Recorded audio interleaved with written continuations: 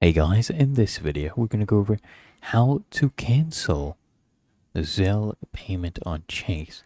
First thing I want you to do is launch up Chase, come here to pay and transfer, and then here I want you to click on see activity. So tap on that, and then tap on bill pay and Zelle. So look at the Zelle activity.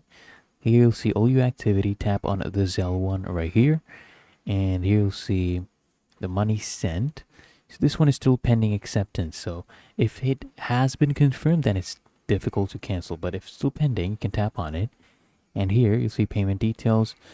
And then you click on cancel payment. And you just confirm that. And you basically have canceled your payment. So anything that is pending, you can cancel. If it has been confirmed, you pretty much cannot cancel it usually unless you go to engage support. If you found this helpful, make sure you smash that like button and subscribe to the channel. It really helps me out as well. Thanks for watching.